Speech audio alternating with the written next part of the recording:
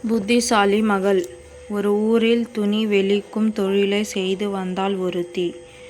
அவளுக்கு 3 மகள்கள் இருந்தனர். மூவரும் அழகிகளாக விளங்கினார்கள். எவ்வளவு உழைத்தும் அவர்களால் வயிறார உண்ண முடியவில்லை. வறுமையில் வாடினார்கள். ஒரு நாள் அவர்கள் வீட்டிற்கு அழகான இளைஞர் ஒருவன் வந்தான். அம்மா, நான் பக்கத்து ஊரைச் சேர்ந்தவன். செல்வனாக இருக்கின்றேன். வேலைகளை செய்ய ஒரு பெண் தேவை. உங்கள் மகள்களில் ஒருத்தியை அனுப்பி வையுங்கள். நான் அவளை அரசி போல வைத்துக் கொள்கின்றேன் என்று இனிமையாக பேசினான். இதை கேட்ட மூத்த மகள், அம்மா, இங்கு நாம் வறுமையில் வாடுகிறோம். நான் இவருடன் செல்கின்றேன் என்றார். அவர் சொல்கின்ற வேலைகளை செய்து நல்ல பெயர் வாங்கு என்று அவளை அனுப்பி வைத்தாள் தாய். அவளை அழைத்து கொண்டு நடந்தான் இளைஞன். நீண்ட தூரம் சென்ற பிறகு அவர்கள் ஒரு மாளிகையை அடைந்தார்கள். இதுதான் என் மாளிகை. இங்கு நீ உன் விருப்பம் போல இருக்கலாம். எந்த அறையை வேண்டுமானாலும் திறந்து பார்க்கலாம். ஆனால் அந்த கடைசி அறையை மட்டும் நீ திறந்து பார்க்க கூடாது. என் கட்டளையை நீ மீறினால் நான் பொல்லாதவனாகி விடுவேன். எல்லா அறைகளின் சாவியும் இங்கே உள்ளது என்றான் அவன். நான் ஏன் உங்கள் கட்டளையை மீறப் போகிறேன்? அந்த அறையை திறந்து பார்க்க மாட்டேன் என்றாள் அவள். தோட்டத்தில் இருந்த ஒரு சிவப்பு ரோசா பூவை பறித்து வந்தான் அவன். அதை அவள் தலையில் சூட்டினான். நான் வெளியே செல்கிறேன். எப்பொழுது வருவேன் என்று எனக்கு தெரியாது. அந்த அறையை மட்டும் திறக்காதே என்று சொல்லிவிட்டு சென்றான். ஒவ்வொரு அறையாக பார்த்து கொண்டே வந்தாள் அவள். ஒவ்வொரு அறையிலும் விலை உயர்ந்த பொருள்கள் இருந்தன. ஒரு அறையில் நவரத்தினங்களும் பொற்காசுகளும் கொட்டி கிடந்தன. எவ்வளவு நல்ல வாழ்க்கை கிடைத்து இருக்கிறது. நாம் இங்கேயே மகிழ்ச்சியாக இருக்கலாம் என்று நினைத்தாள் அவள். பூட்டி இருந்த கடைசி அறை அவள் கண்ணில் பட்டது. அவளால் ஆர்வத்தை அடக்க முடியவில்லை. அந்த அறைக்குள் அப்படி என்னதான் இருக்கு? ஏன் நம்மை பார்க்க வேண்டாம் என்று தடுக்கிறார்? மெல்ல திறந்து பார்த்துவிட்டு உடனே மூடி விடுவோம். கண்டிப்பாக அவருக்கு தெரிய வாய்ப்பு இல்லை என்று நினைத்தாள் அவள். சாவியை போட்டு மெதுவாக அந்த கதவை திறந்தாள். உள்ளிருந்து அழுகுரலும் ஓலமும் கேட்டன. உள்ளே நுழைந்தால் அங்கே கோடிய தீயில் பல உயிர்கள் வெந்து கொண்டிருந்தன. காப்பாற்றுங்கள், காப்பாற்றுங்கள் என்று அவை கெஞ்சின. தன்னை அழைத்து வந்திருப்பது பிசாசு என்ற உண்மை அவளுக்கு புரிந்தது. அவசரமாக அந்த கதவை மூடி பூட்டு போட்டாள். எதுவுமே நடவாதது போல தன் அறைக்குள் வந்து அமர்ந்தாள் அவள். அந்த தீயின் வெப்பத்தால் அவள் தலையில் இருந்த பூ வாடிவிட்டது. இதை அவள் கவனிக்கவில்லை. மீண்டும் அங்கு வந்த இளைஞன் அவளை மேலும் கீழும் பார்த்தான். என் கட்டளையை மீறிவிட்டாய். அந்த அறையை திறந்து பார்த்து இருக்கிறாய். உனக்கு என்ன தண்டனை தெரியுமா என்று கோபத்துடன் கத்தினான் அவன். நான் திறக்கவில்லை என்று நடுங்கிக் கொண்டே சொன்னாள் அவள். உன் தலையில் உள்ள ரோசாப்பூ எப்படி வாடியது? என்னிடமா போய் சொல்கிறாய்? நீயும் அந்த தீயில் கிடந்து புலம்ப வேண்டியது தான் என்று அவளை இழுத்து கொண்டு சென்றான் அவன். என்னை மன்னித்து விடுங்கள். இனிமேல் நான் இப்படி செய்ய மாட்டேன் என்று கதறினாள் அவள். அவளை அந்த தீயில் தள்ளிவிட்டு அறையை பூட்டினான் அவன். துணி வெளுப்பவளின் வீட்டிற்கு மீண்டும் வந்தான் அவன். அம்மா, உங்கள் பெண் எங்கள் வீட்டில் நன்றாக இருக்கிறாள். அங்கே அவளுக்கு வேலை அதிகமாக இருக்கிறது. தங்கையையும் அழைத்து வரச் சொன்னாள். அதனால்தான் வந்தேன் என்றான். அடுத்தவளும் அவனுடன் புறப்பட்டான். இருவரும் மாளிகையை அடைந்தார்கள். வழக்கம் போல் அவளுக்கும் சிவப்பு ரோசா பூவை சூட்டினாள் அவன். எந்த காரணத்தை முன்னிட்டும் கடைசி அறையை மட்டும் திறக்காதே என்று சொல்லிவிட்டு சென்றான் அவன். ஆர்வத்தை அடக்க முடியாத அவளும் அந்த அறையை திறந்தாள். திரும்பி வந்த அவன் அவளையும் தீக்குள் தள்ளினான். துணி வெளுப்பவளின் வீட்டிற்கு 3ஆம் முறையாக வந்தான் அவன். உங்கள் 2 மகள்களும் என் மாளிகையில் மகிழ்ச்சியாக இருக்கிறார்கள். அவளுக்கு அங்கே வேலை அதிகமாக இருக்கிறதாம். கடைசி தங்கையும் அழைத்து வரச் சொன்னார்கள். அதற்காகத்தான் வந்தேன் என்றான் அவன். என் மகள்கள் மகிழ்ச்சியாக இருந்தால் அதுவே எனக்கு போதும். இவளையும் அழைத்துச் செல் என்றாள் தாய்.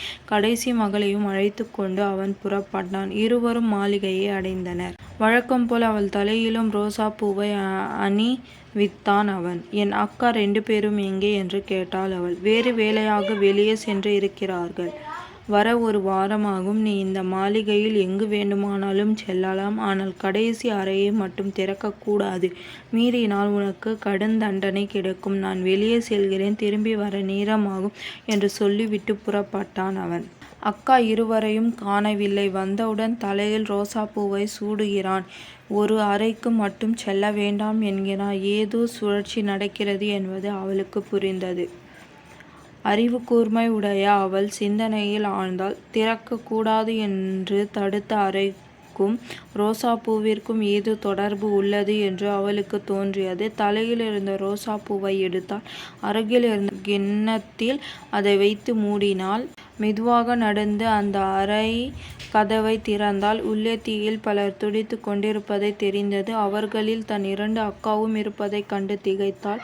எங்களால் இந்த வேதனையை தாங்க முடியவில்லை தங்கையே, நீதான் எப்படியாவது எங்களை காப்பாற்ற வேண்டும். புத்திசாலியாக நீ ரோசாப்பூவை சூடாமலேயே வந்து இருக்கிறாய். நீ வந்திருப்பது அதற்கு பிசாசிற்கு தெரிய வாய்ப்பே இல்லை என்றாள் மூத்தவள். கவலைப்படாதீர்கள், நான் உங்களை எப்படியும் காப்பாற்றுகிறேன் என்று வெளியே சென்றாள் அவள். பழையபடி அந்த அறையை பூட்டினாள்.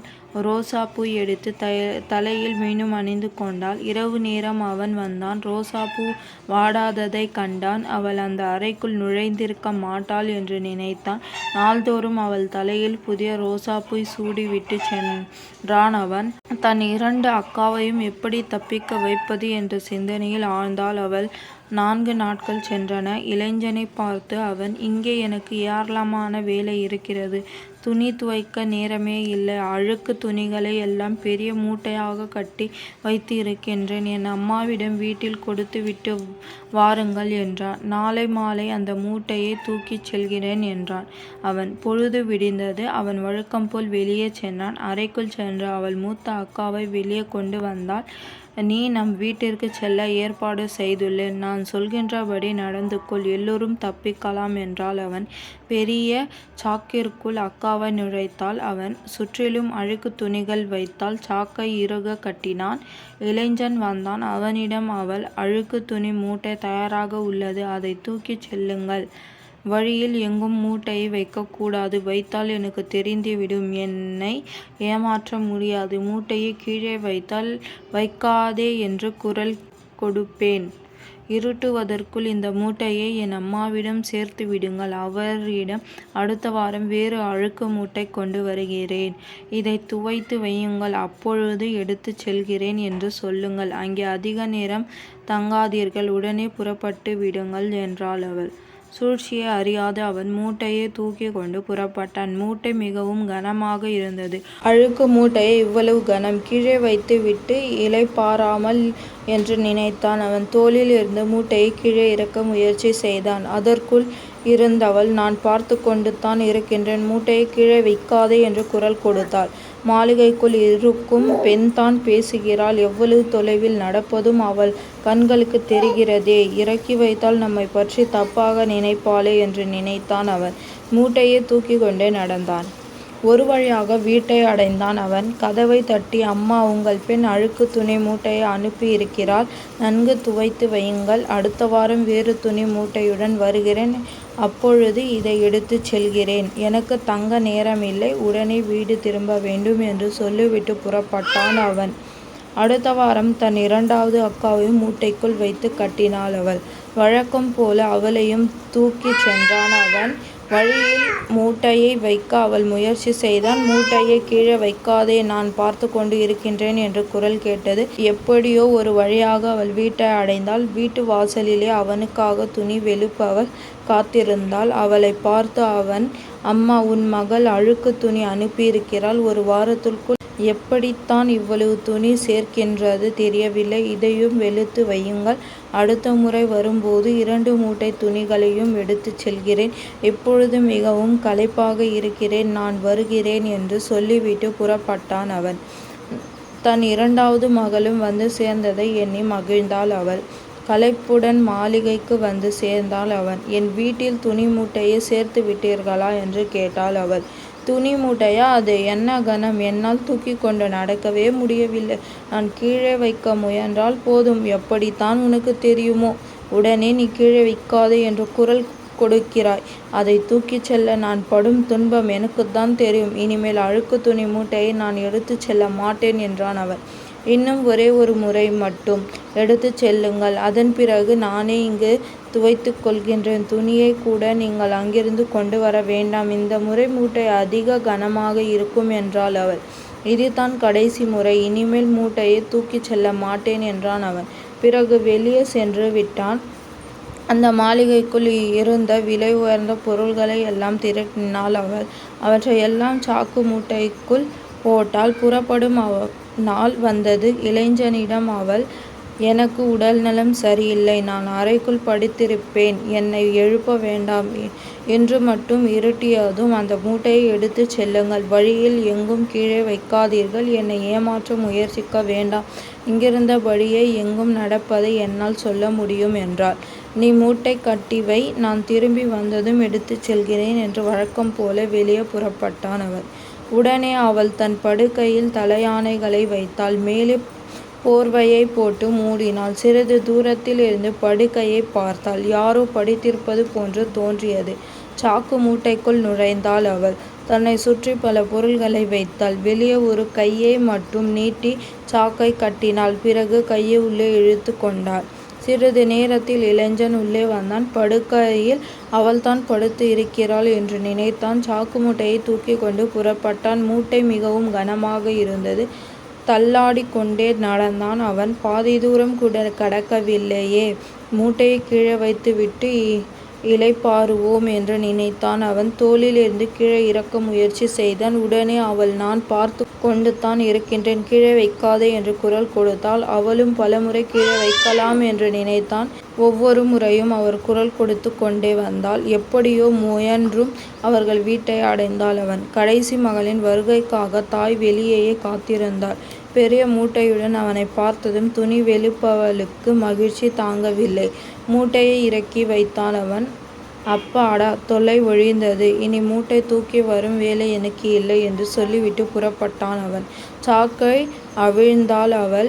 விலை உயர்ந்த பொருள்களுடன் மகளும் வெளியே வந்தாள். மகளை கட்டி தழுவி கொண்ட அவள், உள் அறிவு கூர்மையால், எல்லோரும் அந்த பிசாசிடம் இருந்து தப்பிவிட்டோம். நிறைய பொருளும் கொண்டு வந்தாய். இனி நமக்கு வறுமையே இல்லை என்றாள். அம்மா, என் திறமையை அந்த பிசாசு இந்நேரம் அறிந்து கொண்டிருக்கும். இனி அது நம் வழிக்கே வராது. கவலை இல்லாமல் நாம் இருக்கலாம் என்றாள் மகள். மிகுந்த களைப்புடன் தன் மாளிகையை அடைந்தாள் அவன். நீ சொன்னபடியே மூட்டையை சேர்த்து விட்டேன். மூட்டையா அது? என்ன கனம் என்று படுக்கையை பார்த்து பேசினான். படுக்கையில் எந்த அசைவும் இல்லை. போர்வையை நீக்கி பார்த்தான். தலையாணைத்தான் இருந்தது. பரபரப்புடன் சென்று கடைசி அறையை திறந்தான். அந்த பெண்கள் இருவரையும் காணவில்லை. மூவரும் எப்படி தப்பித்து இருப்பார்கள் என்று குழம்பினான் அவன். மெல்ல மெல்ல அவனுக்கு உண்மை விளங்கியது. நானே ஒவ்வொருவராக சுமந்து சென்று அவர்கள் வீட்டில் விட்டு வந்திருக்கின்றேன். நன்றாக ஏமாத்து விட்டேன் என்று வருந்தினான் அவன். நம் உண்மை உருவத்தை அவர்கள் புரிந்து கொண்டார்கள். இனி அவர்களை ஏமாற்ற முடியாது.